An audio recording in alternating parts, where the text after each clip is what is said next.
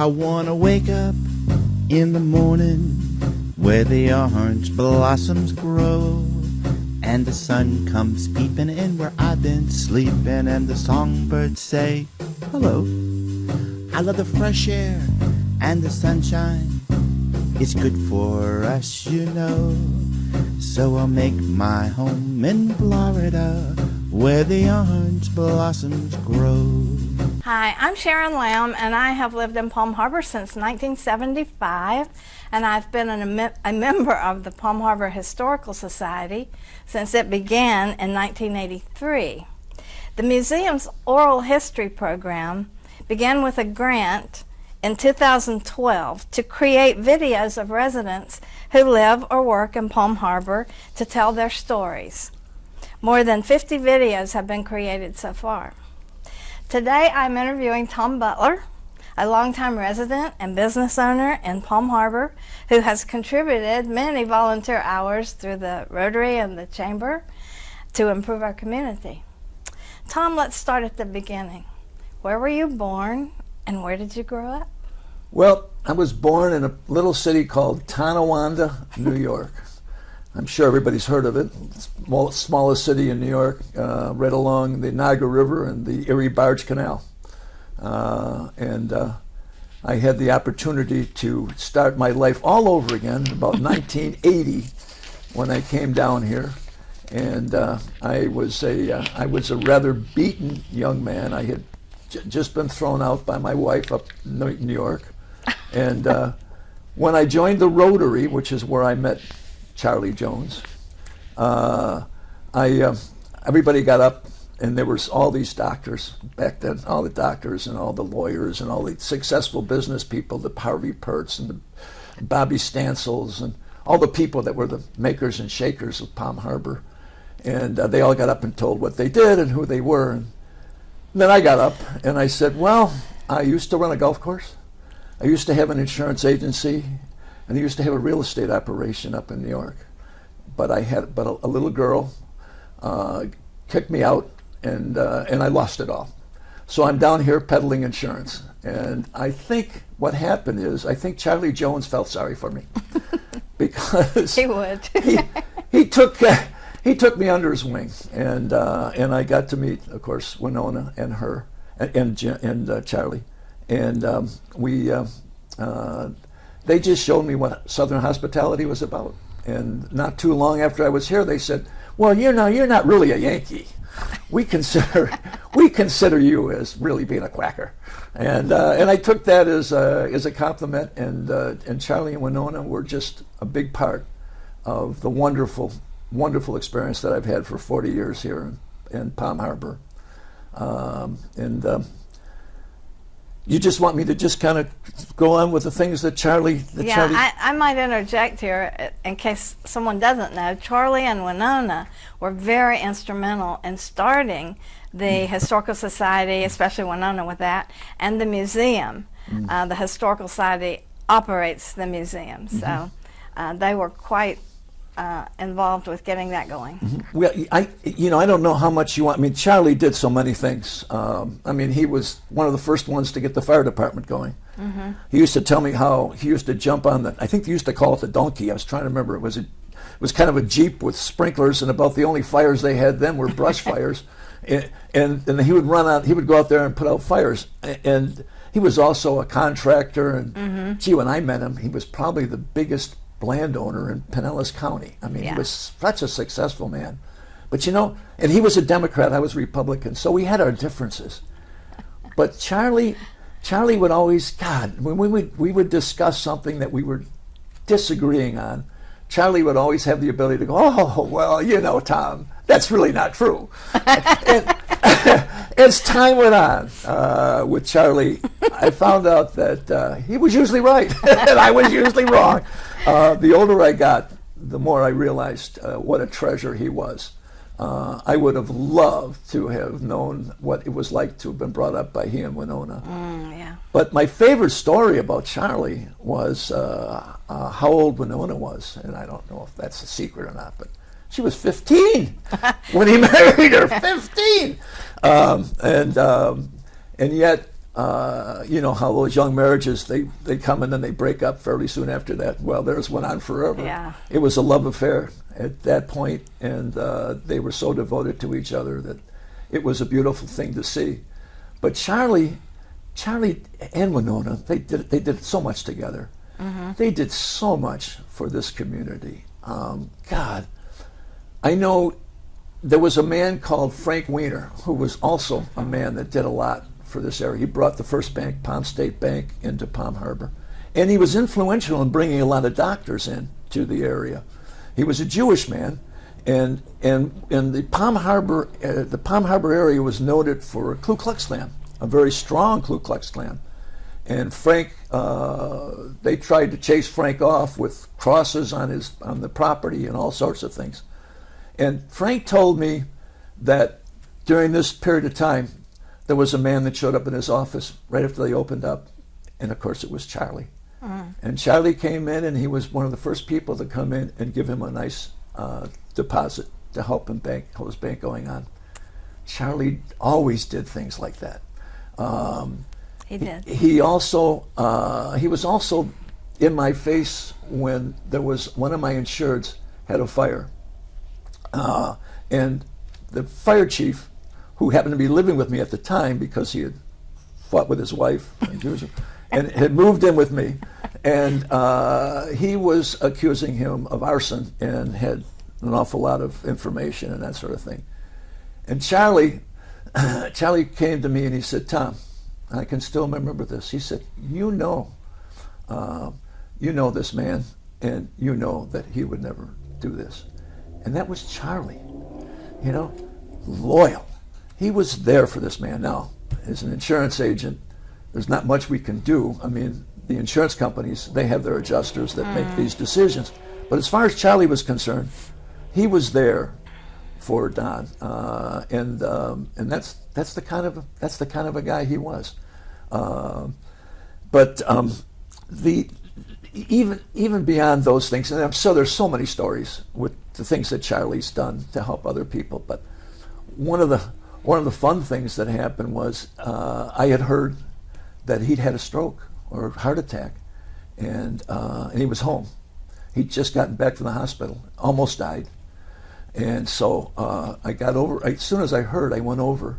And of course, as I pulled up, there was a man walking on the yard, and gee, it looked like that must be Charlie's brother. So we got out of the car, and I said to my companion, I said, "That must be Charlie's brother." So I walked up and I said, "I'm Tom Butler, and I came here to see your brother." And he looked at me and he said, "Well, Tom, I know who you are." I said, "Well, Charlie, what are you doing out? I thought you were in bed." Charlie said, "Winona said I couldn't die in the house." That was Charlie. And then there was the great football game that we had in his front yard. Well, if you've ever been to Charlie's house, you pull in. There's no driveway and garage like everybody else has. You drive back, I don't know how many hundreds of yards before you get to the house, and you're driving across this front yard.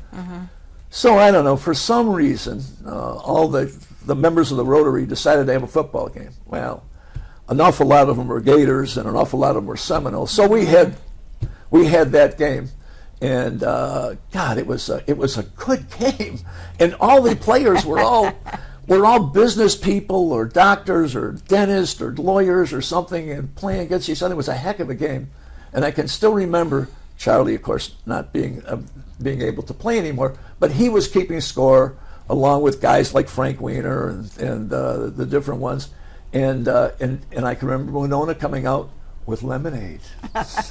If that wasn't the Southern tradition. Yes. And we all partook of the lemonade. There was another thing about Charlie that we did a Christmas parade, started a Christmas parade. In fact, with this guy right here, Jim Shawwicker, myself, and Russ Merritt. We started the Christmas parade, 1981, I think it was. And we had to try to get the whole thing together. And what was really fun was we had an awful lot of the doctors were Jewish, comes as a surprise. And the Jewish guys all helped out with the Christmas parade. I mean, one doctor, I can remember Larry's last name. Larry was out with his Christmas hat on, and his parents were out there taking pictures of him. And he said, my parents said they never thought they'd see the day that I'd be out running traffic for a Christmas parade. Right. But that was the kind of a program that we had. And why was Charlie important in that? Charlie had an old Ford truck. I think it was a truck. God. And, I mean, I don't know how old it was. It was older than Charlie. And he would bring that truck, and it was probably one of the first really interesting vehicles that we had in the parade. And every year, Charlie and Winona would be there in that old truck, driving that old truck down in that Christmas parade. A lot of people just look forward to seeing them. I was just trying to think there was some other things that came up to, let's see. Oh, yeah. Charlie and Winona, of course, I guess because I was just an insurance peddler amongst all these other influential people in the Rotary, Charlie always made it a point to tell me that he was once an insurance agent. I know it was his way of saying, hey, you're not that lowly. But Charlie was, of course, besides being an insurance agent, he was also a contractor. In fact, he built the first house that I bought down here. An excellent job. And as I said, he helped start the fire department. He was on that board for I don't know how long.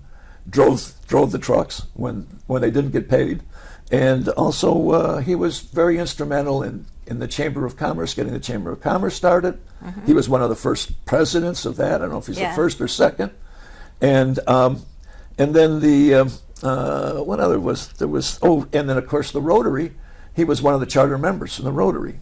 And there wasn't anybody in the Rotary that Charlie didn't touch at some point. And they would each one have a story of how he helped them out. And I could just say, as far as my experience with Charlie Jones is, when I first came down, as I said, I was pretty down. I'd taken a pretty good beating coming down, and the divorce was not pleasant. And so I had prayed that, hey, just find me a place that I can go where I can feel some comfort, because at that point in my life I was feeling pretty low.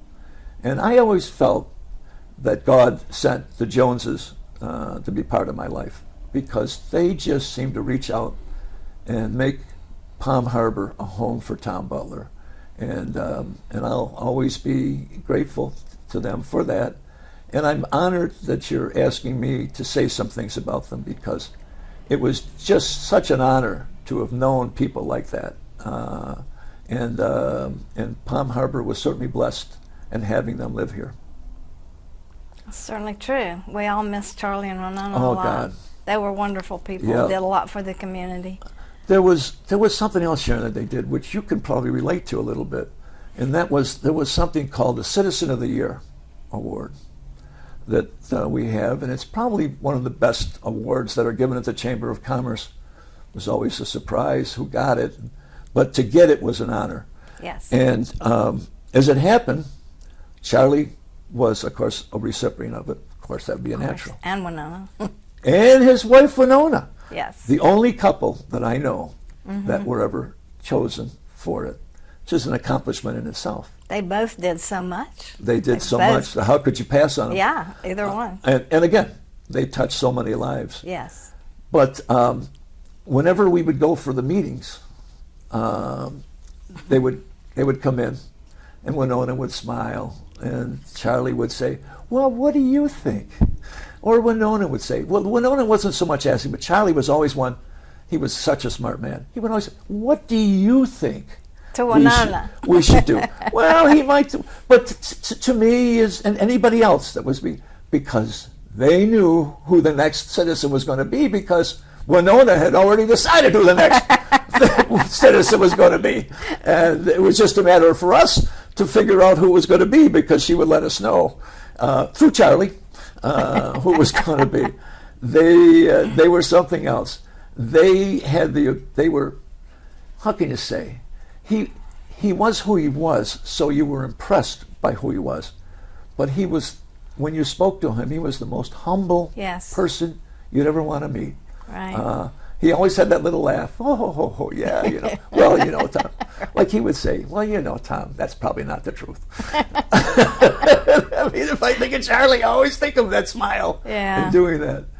There was one other thing that I remember about Charlie, and that was there was a property that one of my secretaries had been renting, and she told about. She went into it, and a man had died there, and it still had the smell of him being there, and how bothered she was by it anyway. And so she asked me to stop over and see what I could do about it. Why I did was she was my secretary, and also because she was so pretty. I always had a problem with saying no to pretty women. And anyway, so I went over there. There was this guy digging a trench. And so I went over and I said, he had his back to me, he was digging. I said, do you know where the owner of this property is? And he turned around and he said, well, I'm the owner. And he turned around, who else was it? But Charlie. And Charlie had to be in his mid-80s at that point. He's out there digging away.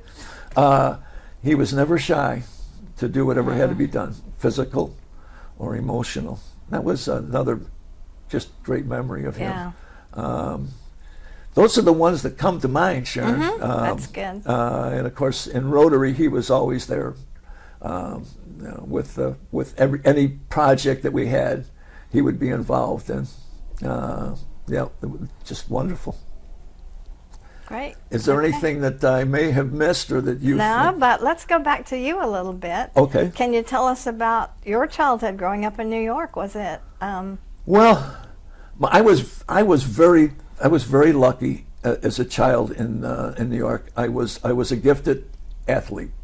Not too bright, but I was big and I was fast, and that was advantageous to play football. Mm-hmm. And even though I wanted to be a basketball player, like my older brother, it seemed that football was my ticket, and I was able to get a lot of scholarships out of high school, and I decided to stay at and go to the University of Buffalo, and I was able to play there for 4 years and have had a wonderful time playing ball. As a result, I found that being popular was pretty easy, and to be honest with you, I was probably not as thoughtful as I might have been, because everybody knew you. And it was just a wonderful life. And then I married the homecoming queen at the University of Buffalo. And and we had a wonderful life. I moved out to a little place called Angola, which was south of the city of Buffalo. Went from Tonawanda, which was north, to Angola, which was south. Mm-hmm. And Sally's family was very well off, unlike mine. And one of the things was her grandfather had started a bank called the Evans National Bank.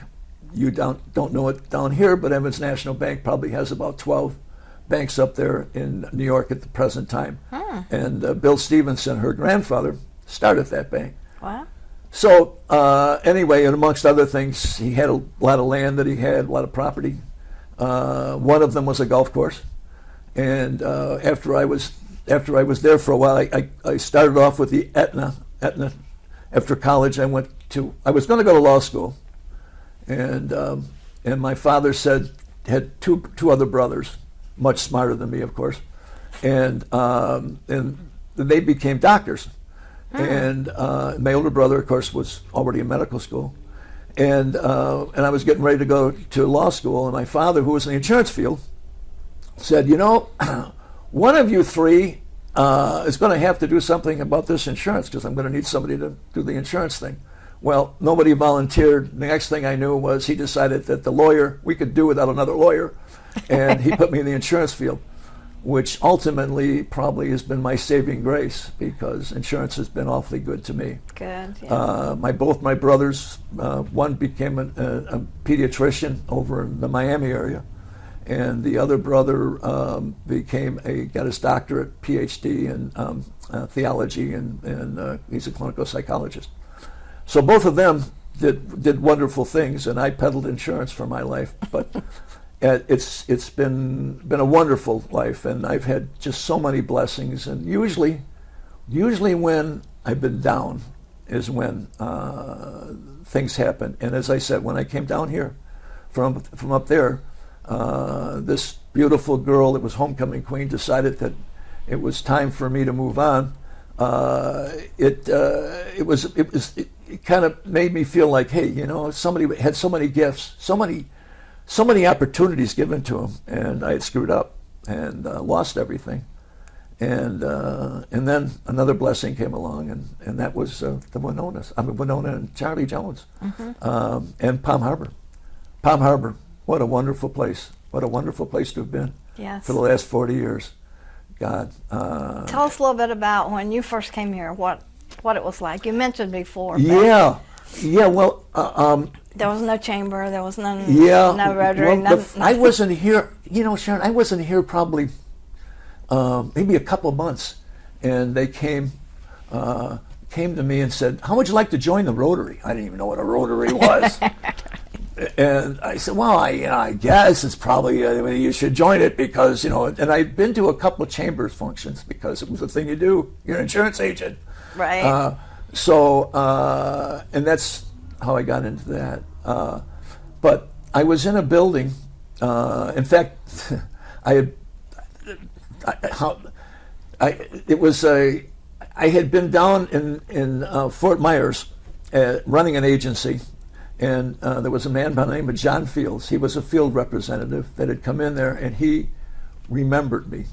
Well, when I came here, and I was running that agency, when I thought that my wife and I might move to Florida, because I just didn't like the weather in Buffalo. As much as wonderful as it was there, I always just saw myself coming to Florida. And anyway, so when I got kicked out of Buffalo and came down, and I was living with my parents in a mobile. I was living with my parents. Talk about low. I was living with my parents in a mobile home, and they were taking care of me, thank God. And I went into this agency, Carlisle Fields, which is now Hub Insurance Agency, incidentally. Anyway, and I said, gee, I'm just seeing that maybe you could use an old insurance peddler. For something, and John remembered me, and before I knew it, they had this insurance agency that they had just bought from Adair, who was noted as being a Ku Klux Klan leader. Really? And and they had the Adair store, and in fact they had done a lynching not too long before that in this store, but anyway, came down and bought in. They made me a partner in it, and ultimately I ended up buying them out. But that's how I got started in the insurance field. That's how I got to Palm Harbor. Everything fell in place for me, and you know, just been, as I said, just so blessed how things have happened. And as again, Palm Harbor was a big part of it, but I think what you were referring to was, what was it like? And it was orchards, oranges and grapefruits. Yes. And I can remember driving around and just opening my windows and smelling those beautiful orchards. Oh my, they were just, it was wonderful. God, it was wonderful. And right outside my office, they had a processing plant. And the grapefruits would fall on the ground. So I went over and I picked up, oh my God. I mean, we paid big money for ruby reds up north. And there they were, and they were beautiful. Wow, I picked them up. I picked them up and I started back to the office. And this big old truck driver comes over and grabs me on the shoulder and he says, son, now, well, I'm not bad sized, but this man made me feel small. He was a big fella and he had a big grip. I didn't argue with him. Okay, sir, let the grapefruits go, and walked away. Hey, you know, this is going to be a hostile country, you know. The next day, there was a bag full of ruby reds on my doorstep. At your office? The next day. Wow. So I took him inside, and so then I went over to thank whoever it was, and they said, "Oh, that was Red. He just didn't want you picking up the dirty ones. He wanted to make sure you're going to have good ones if you're going to have grapefruits."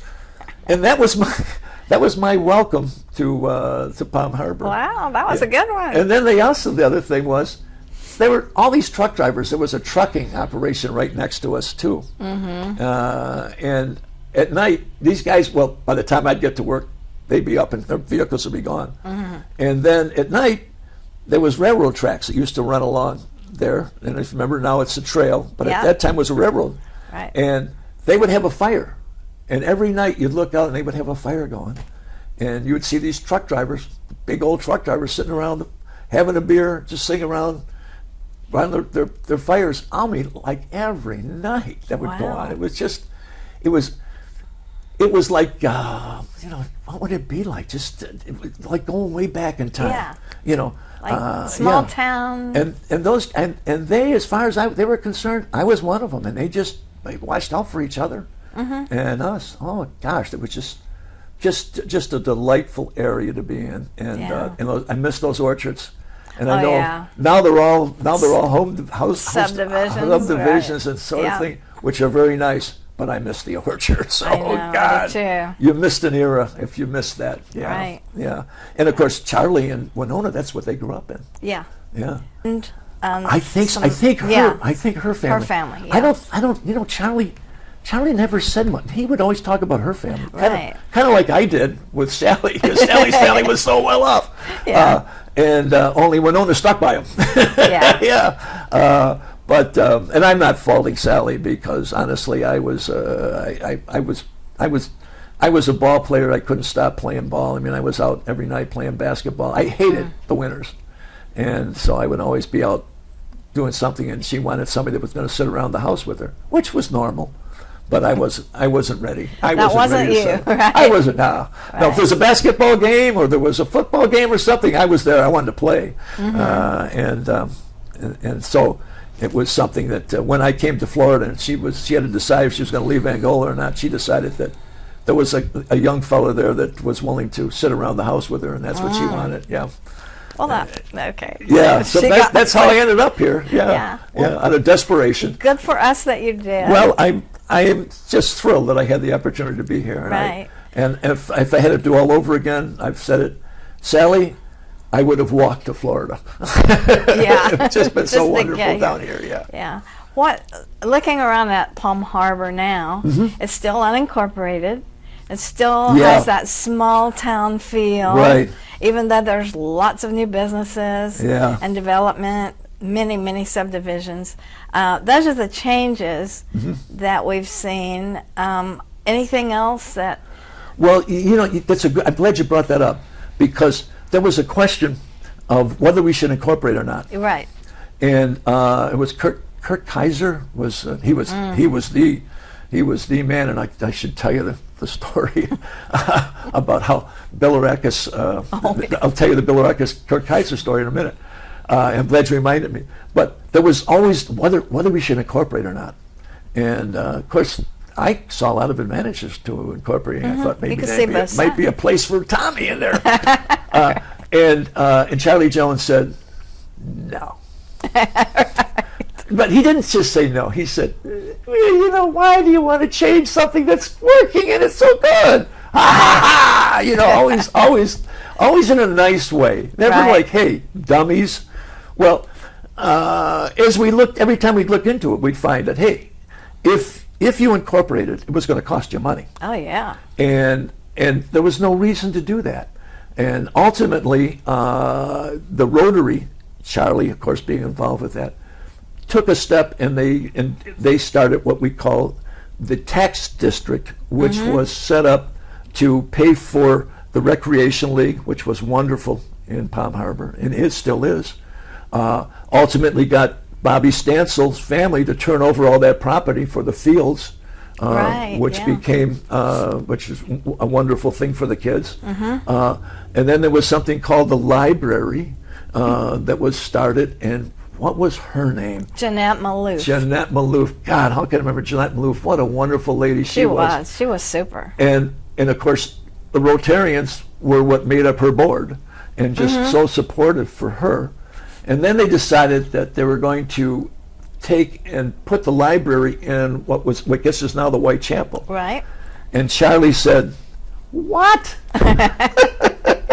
Again. All right. That building was built during World War II, and it was built to be like some storage building, never meant to last more than 10 years. Why would you want to do anything there? Well, of course, that's all they had then. Yeah, of course, they did, and they ultimately have spent too much money to keep it going. They would have been much further off if they'd have listened to Charlie and tearing it down and put something better up, but that's what they did. But nonetheless, it was the Rotary that again was there and got the library going, and the library, what a terrific success that's been. Oh yeah, it's wonderful. And then there was something else that they paid for. It's called the Palm Harbor Fire Department. Right. And again, Charlie was. I think he was the first president of that board. I'm not positive, but if he wasn't, he was the big influencer, and he was involved in projecting to put in different departments in different places and building. It went from that old building there on whatever it was, not Nebraska, but one of them, like Lafayette or something like that.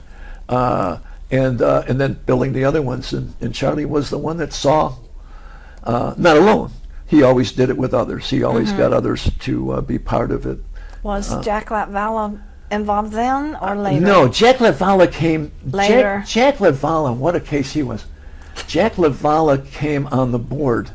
Remember, they call it the FIXA board. Yeah, FIXA. And it was developed by the Chamber of Commerce. Charlie was involved in putting that together. And then Jack came along as representing the county on that board, and he was a pain in my side. Oh, was he? Oh God, he would. I had the opportunity to get on the board. And they said you can either be on the board or do the insurance. Well, being always hungry, I took the insurance and I handled the insurance for them for a long time. And Jack Latvala, he would just be all over me. He wanted this, he wanted that. So demanding. What a pain in the butt. When he got ready to run for, I think it was at that time, either state senator or state representative, whatever it was, I was one of the first ones to go and give him a check. And when I came in, he said, "What? What are you doing here supporting me?" I said, "Jack, look, nobody, if somebody's going to represent me at the state level, I want it to be you, because there's nobody more demanding than you, and you'll do that up there." And he did. And persistent. He did a wonderful job up there. He did. Sorry that it ended when it did. Yeah. But the man did a wonderful job. His wife, Susan, also just a wonderful asset to the area. But Jack came along after. Oh, okay. And then after it was going. But before that, there was an interesting story in Mike Bilirakis. Oh yeah. And I don't go to many functions, which I should, with the Republican Party. And I went to this one, and it was at a time when they were deciding who was going to run for Congress, because they had just came up with this being a congressional district. Oh, okay. It was, and so Kurt Kaiser had been, I think, the state representative or something, and he was the golden boy. I mean, good looking. His daughter went to school with my son, and God, I mean, everybody liked Kurt, but Mike decided to run, and Mike was a Rotarian, and he was out of the Tarpon Springs group. But he would come visit us every now and then. And I always liked Mike. Oh, yeah. Mike was just one of those guys, just such a nice guy. He was a Charlie Jones kind of a guy. You liked him. He was. You couldn't help liking him. Yeah, you couldn't help liking him. And then he would get out on the street corners, and if you remember, he would stand out on the corner down there by the mall, Countryside Mall. He and his wife, they had a sign, hey, Mike Bilirakis, and that sort of thing, waved the sign. In the meantime, Kurt, who was sure of the victory, he went down the Keys, did a little lobstering. I'm sure he had a good time. Anyway, now I go to one of the meetings, the Republican meeting, and I come in there, and Mike is sitting over in the corner with his wife and another guy, older guy. And Mike introduces me. This is his campaign manager, and he's got all these flyers to pass out, and all the rest of them are all over there. Now Mike is over here with just the three of them. So I came in because I didn't know anybody else, so I went over to say hi. And Mike said, and he told me, he said, all these people used to be my friends, but since I decided to run against Kurt, they are just all over there. And he said, and then in the process he told me, I got all these flyers to hand out. He said, they're not being interested. So I don't know what got into me. I said, Mike, you know what? I don't know any of them from Adam to me. Give me your flyers. So I went over and I handed all of his flyers out to all these people, and and they were like, okay. Yeah. But it was an imposition that they had to look at the flyer and all that sort of thing. And then I was there. The night of the election in Innisbrook, and of course, we know that Mike won. Right.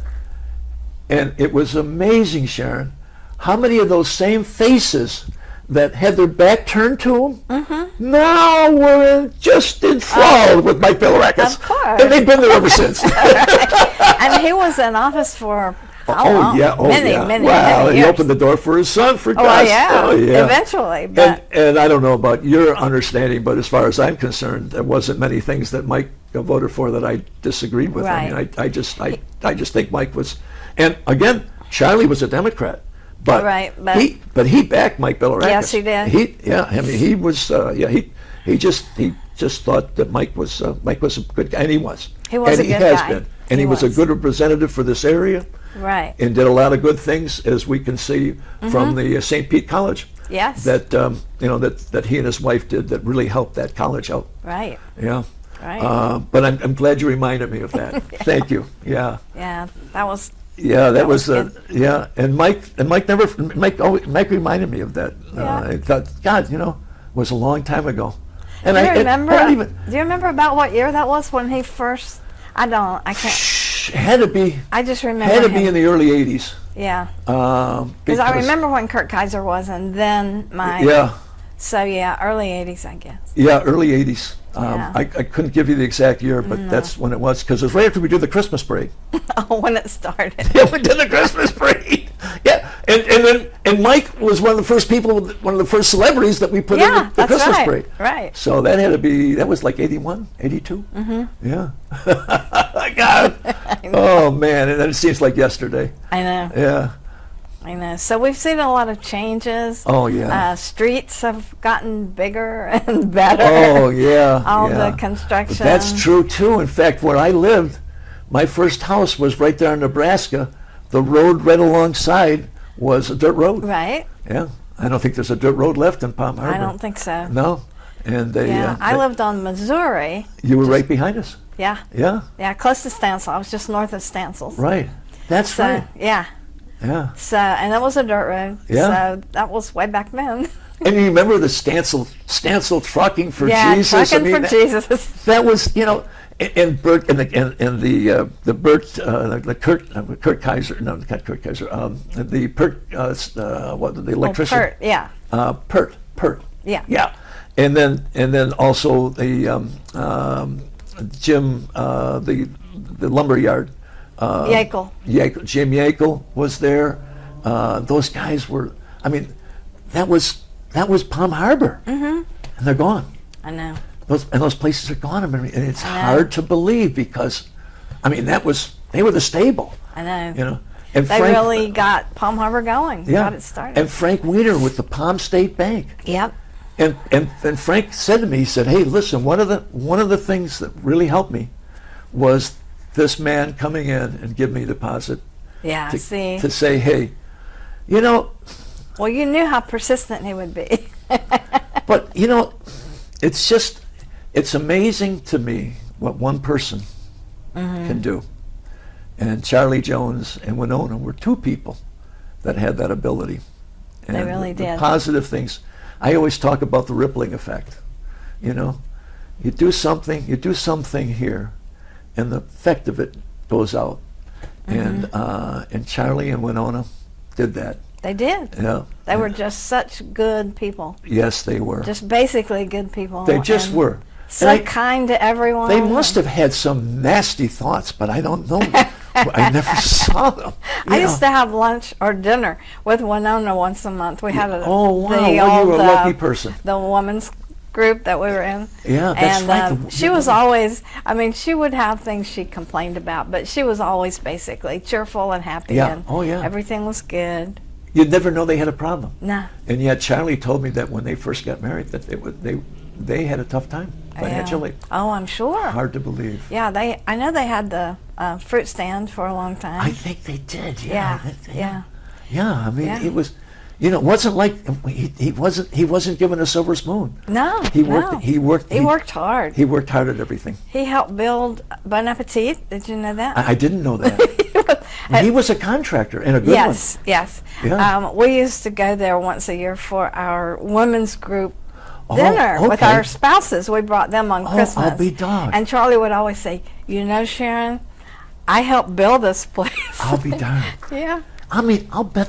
He built so many. Well, Jones built a lot of- Plaza, obviously. the Jones Plaza. Yeah. Ted obviously. Freidinger always talks about what a great landlord he was. Yeah, I'm sure he was. Yeah. And the house, he had several rental houses. So Oh, yeah. The ones you were talking Like the about. one he was out digging the ditch on. I mean, he didn't hire it out to somebody. He went out there. Hey, look, something needs digging. I got a shovel. Yeah. I mean, Yeah. and he wasn't a young man. He wasn't in No. his 50s. He was in his 40s or 50s. Yeah. He was in his 80s when he was out Right. digging. Right. Oh, God. Great guy. Yeah. Both of them. Yeah, they don't. God, this like to be half of the man he was. I know what you mean. I know. Yeah. Do you remember the Easter morning Sunday sunrise services? Oh, I Did sure you do. ever go? I was in it.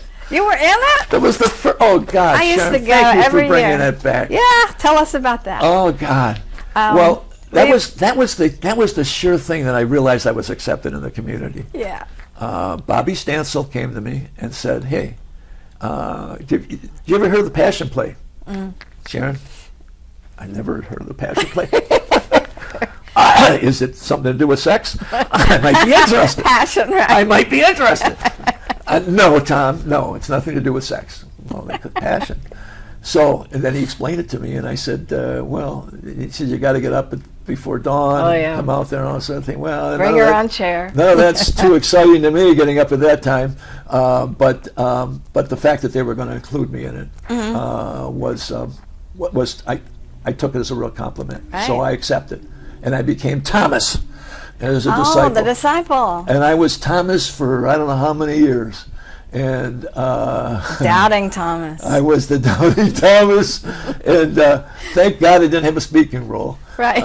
But I can still remember them when they sang that Ave Maria. I know. Oh my God. I mean, I still get tears in my I eyes know. when I think of It was Ave so Maria. moving, yes. And I was lucky enough to be involved with it when we got Saul Pitchin Oh, okay. to be Christ. And for me, that was just such a moment because Saul, of course, not only was he a Jew, that converted, and I was there when he did the conversion, when he changed, he did it at the Presbyterian Church. Wow. And then I learned the story about Saul Pitchin's mother. Oh, I don't know that one. Tell Oh us. my God!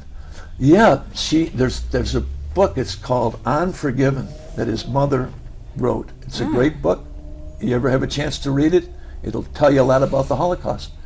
Oh. His mother was taken into to the worst prison in. And I'm trying to think what you name the worst one. And that doctor, what was his name, operated on her. Oh, that, really? That killed so many people. Dachau was one. Auschwitz. I think it was Auschwitz. Yeah. I think it was, and he was the doctor. What was that they tried to catch down there in South America? He was the doctor that operated without any Anesthesia. anesthesia. Yeah. Thank you.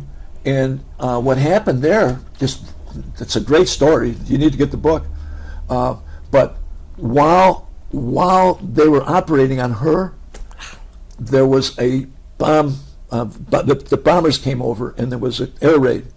So the German doctors left the operating room leaving this Jewish doctor there to take out, they had already taken one ovary out, to take out the final ovary and sew her up.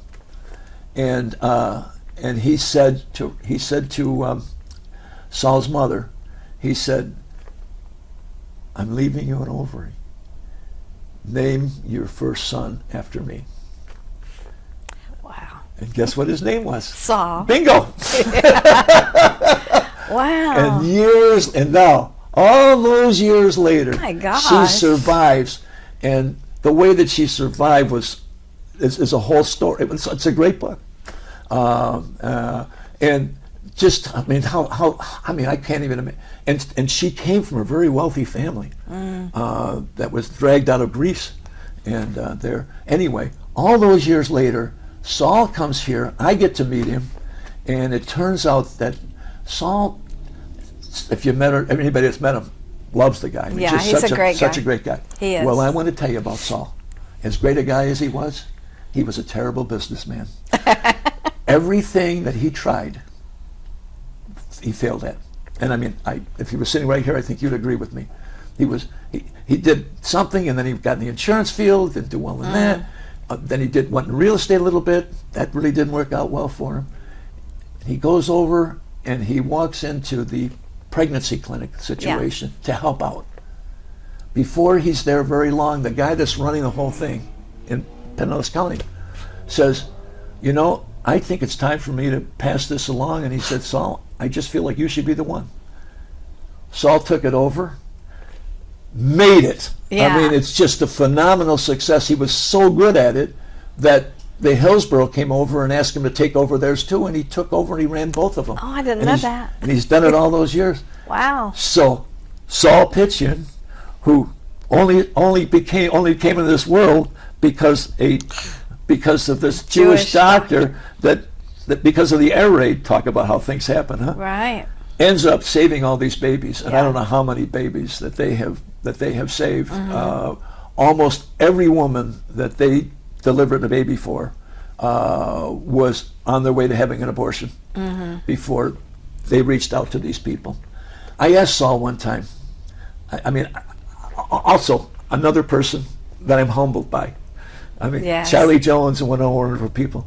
Saul Pitchin, when you're around Saul Pitchin, I'm just humbled being around the man, knowing who he was and where he came from. And I said, Saul, so let's say out of 10 women that have the babies, how many of them give the babies up for adoption? Because that's the idea. Right. You know, we know you can't. We know you don't want the child. You can't afford to keep the child. So we're going to deliver the child at no cost to you, and then we're going to find a home for that child. Right. And they would find a home for every child. Oh, so many people need. He said, about 2 out of 10 would give their child up. Oh. Maybe a little over 2. So the rest kept the babies. Once a woman has a baby, Yeah. it's difficult for her to give them up. Of course. And they do these, they do these big dinners, and they bring the girls in with the babies, and and it's amazing how it all works out. And why?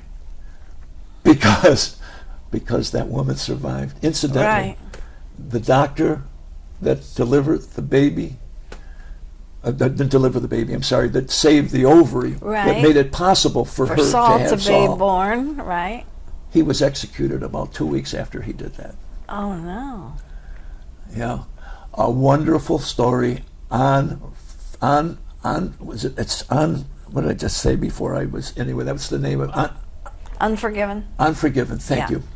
It's a great book by what was her first name? It was Chris Pitchin. Is her last name, and I forget what her first name was. But I mean, it's available. The book's available, and it's a great story. Tells Saul Pitchin's. Yeah. Yeah. God, thanks for reminding me. Yeah. Yeah. Good story. Yeah. What do you see as the future of Palm Harbor? Do you think we'll ever incorporate, or? I hope not. I hope not too. I think Charlie Jones. Well, you've seen the reverse. Look at Dunedin.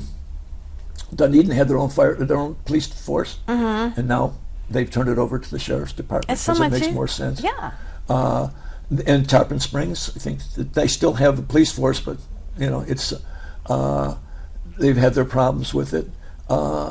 Charlie Jones, as I said, my experience with Charlie Jones was he was almost always right. Yeah. And that meant that because he and I were usually at different ends of the discussion, I was usually wrong. Yeah, no, I hope that they don't, and I think Charlie nailed it. Yeah. Yeah, I think we get good service from the county. Hey, I don't know of a better program than they've got, like that athletic program. And Fix is wonderful. Who was the guy? I'm trying to think. When they brought the Y up here. What was the guy? He used to be out there cutting the lawns all the time. The guy that started the recreation program. The young guy? Well, he wasn't that young then. He's where he would be now. Well, I remember Jim something. Oh, okay. I remember Roger Jacobs. He was in the Y, but no, before the Y, they were running the program, and he used to get out. He was a Charlie Jones type guy. He'd be out there with his lawnmower, his riding lawnmower. He'd up there cutting the lawns and everything else so they could play ball next to the library. That was that land that they had. Yeah. That was the first land. And I remember going to him and saying, why don't you hook up with the YMCA? And now this is not to be derogatory to the YMCA, because I think they've got a wonderful program and everything up here. But because as a Rotary, we were backing the Y. Right. And he said, Sunderman.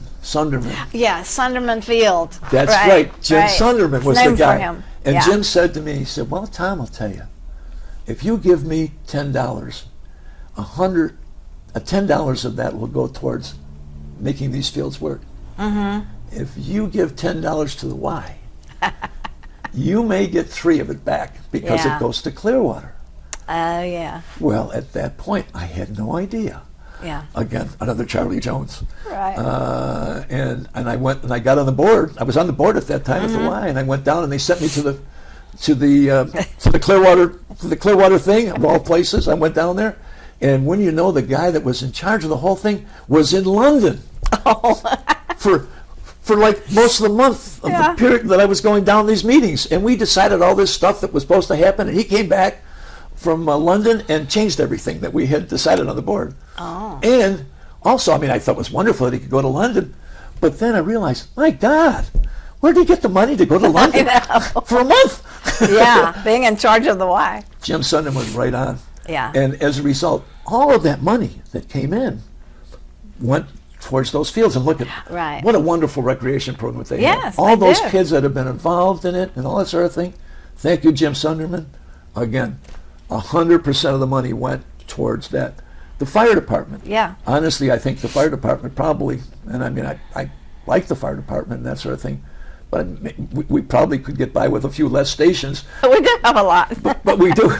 But Jerry Dennis, who lived with me for a while, he was the one that put that whole thing together about why we should have so many, stations and all this stuff. But the concern there was always the medical for people. The EMTs. Right.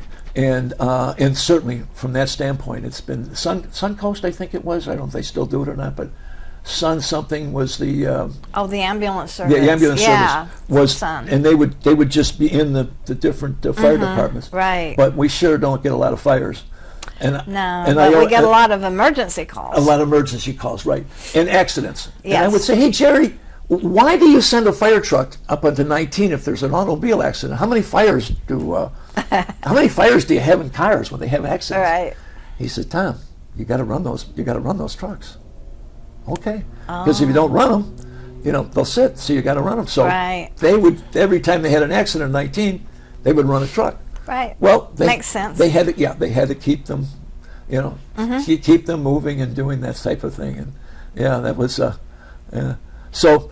That's why you see a fire truck out there all the time, because they got to keep moving. And we don't have fires. We don't have the brush fires. No more donkey. The donkey they retired Charlie Jones's donkey years ago. Right. There aren't any fields to stop the fires in. They hooked up hoses, and I think Charlie was involved with that because again he was a contractor. I think that he devised the bar. They put a bar in front of this donkey, and it had a big barrel in the back, and a pump. And they would pump the water through So we'd come out in these sprinklers. So they would just take the donkey, yeah. and the field would start on fire. They'd take the donkey and they'd run the donkey out, turn the pump on, spray, and then put the fields out. Yeah, right. That was, and those were the most fires that they had in Palm Harbor in those days. Yeah, the field fires. Yeah. But what else? What else you got to remind me of? Those are. That's about it. That about it. Well, those are those are great memories. God, thanks for helping me with those. Sure. Yeah. Happy to do it. Yeah, that was just some great times. And Tommy Butler can be just so thankful that there was a place in Palm Harbor for him, and the Joneses took him in. And I thank you, Charlie and Winona. Yeah, we all thank I know right where you are at. We thank them for different things. Oh right? yeah. They were great friends. Oh, they were. To me too. Oh yeah, that's true. Yeah. They were. And I remember reading your articles in the St. Pete Times. They were always good articles. A long time ago. Right. Yeah. Doesn't seem like it was that long ago, but yeah. It has been. Oh, there was one other thing. Oh, God, just speaking of that, Winona and Charlie always felt that I should have one girl, instead of many. Instead of not maybe dating more than I should have. Anyway, there were two that they seemed to think were better than maybe the other ones that I dated. One of them was BJ Maloney, and I never dated BJ because I was always afraid if I dated her and then stopped dating her, which I was capable of. Everybody would. That the Joneses would be angry with me. Right. And that kept me from dating her because I always thought she was just lovely. Oh, she was. She always reminded me of Sally Fields. Yeah, she did. And then there was another one who we both know very well, Debbie Summers. Oh, yes. They loved Debbie Summers. God, little teacher, Debbie, long blonde hair. Yeah, those were their two favorites, and they let me know. They did their part. But it doesn't work. Well, as I said, Charlie was always right. I was usually wrong. Yeah, I just remembered that. Yeah, that's when I first met you. You were dating Debbie. Yeah, Debbie introduced us. And she and I were in the women's group together. You and that women's group. Pilots Club. Pilot Club, and you used to have a boat in the Christmas parade. We did. It was just a neighborhood. Some guy had a boat, and he said, well, if you're the Pilot Club, you want to take my boat? Yeah, so that's it. So we but did. I remember that boat. Yeah, so we did that. It was one of the first floats. That and Charlie's old Ford truck. We didn't have many real floats, but no, we didn't. We tried our best. No, it was fun. It was designed to be a neighborhood parade. Yes, that's what I had in mind when I first came up, and I was the one that came up with the idea. But then I got Jim and Russ to come on board and put their touches on it, and it stayed there. It's always been until the pandemic put us out of business. I know. Yeah, a lot of things. After 40 years. I know. But it lasted that long. It did, and it was so much fun. The kids loved it. We always had Santa. Oh, yeah. And Mrs. Santa. Yeah. Oh, yeah. That was the good old days, right? One quick story about the Christmas parade just reminded me. The first one, it got rained. We got rain. Oh, okay. The very first one that we put out was rained out. Oh, I didn't know that. Yeah. So, but not knowing anything about doing parades, other than the fact that, hey, I thought it was a good idea, I put a rain date the next day. Oh, good. It seemed like the thing to do. Yeah. Well, I have learned you don't do that. Oh. No, that's not a good not thing. With no, but anyway, I learned it the hard way. So the next day, I don't know where I was someplace, and I got a phone call. Hey, where are you? This was Sunday. Where are you? We're ready to run the parade. What? No, there's no parade. It got rained out. No, come on up to the church. You are going to see all these floats. Oh my gosh!